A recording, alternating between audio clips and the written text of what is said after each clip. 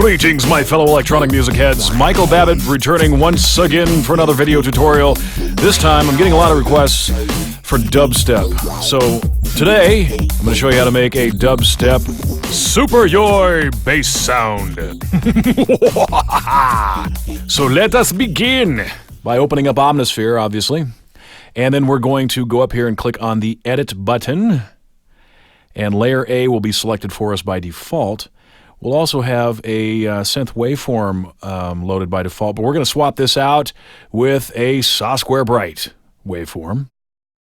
Now let's drop down to the symmetry slider here, and we'll turn it all the way up full. I'm going to square off the waveform a bit, and let's check it out, see what we've got so far.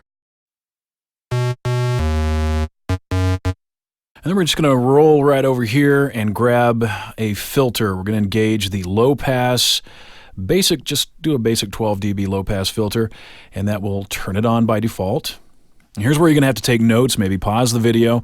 Getting into numbers now. We're going to move the cutoff knob up to about 152 kilohertz, and then we're going to bring the resonance up to 435.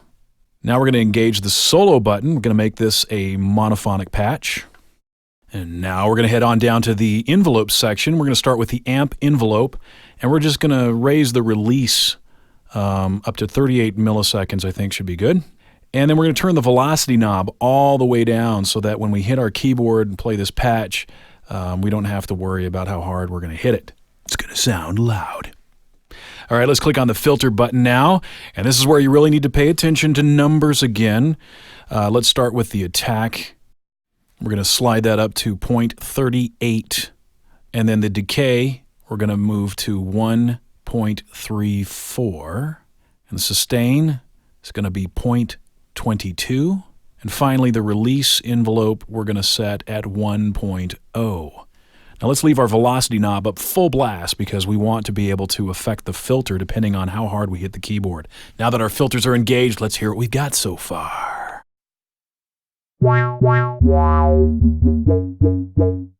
Continuing on, click on the Wave Shaper button, and let's power the Wave Shaper on. And you can see from this view you can do some editing here, but since version 1.5, there is a brand new Wave Shaper Zoom. Bada bing! And it's beautiful, isn't it? We're going to focus primarily on the reducer section here. Let's go ahead and bring the sample rate slider to the right. We're going to stop at 0.535 is the number we want. And then we're going to animate those bits by bringing that slider to 0.135. Now let's adjust the mix so that it's not so in your face. And we're going to bring that down to 0.600. Now let's check it out. Yes, getting dirty. Now let's zoom back out. All right, next step, let's click on the multi button, and we're going to engage unison by powering it on.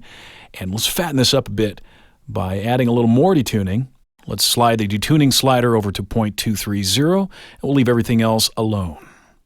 Next step, we're going to add a new layer. Click on Layer B. We need some low end, so let's add another synth layer. Click that button, and then we're going to drop down here and grab a sine wave. Now let's adjust this for optimal low end punch. We're going to change the shape just slightly, move that shape slider over and stop at about 0.455 should be good. And then we're going to move down to the envelope section, and the only thing we need to do with the amp envelope is raise the attack just slightly to 0.05, and that will reduce some clicking.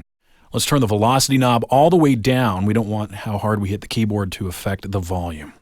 Now in Layer B, we're going to go ahead and leave the filter section off, and then make sure you turn on that layer so you can hear it. And finally, let's click on the Modulation Zoom icon and zoom into the modulation matrix. Now you'll see down here at the bottom, we've got Layer B selected because that was the layer we were working on last.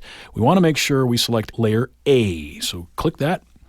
Now let's assign a source. The source we're going to use is our modulation wheel. So grab that and then move over here to the target.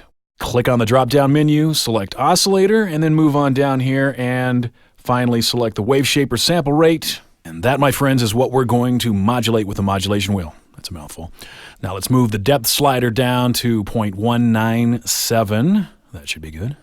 And we're going to get really fiddly here, I know, but I want to grab the target parameter and move it down just a hair, just a tiny bit to 540. Now look up there at the target parameter slider. I want you to see there's a little white dot that moves as I move my modulation wheel. This shows that we're engaged and communicating with the mothership properly.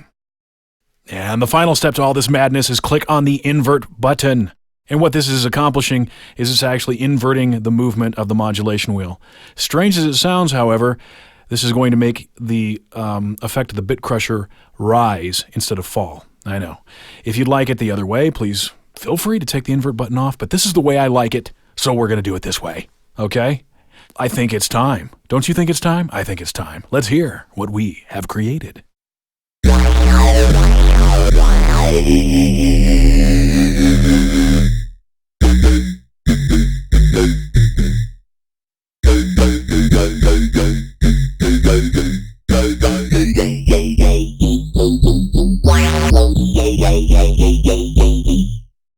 Tasty? I think yes.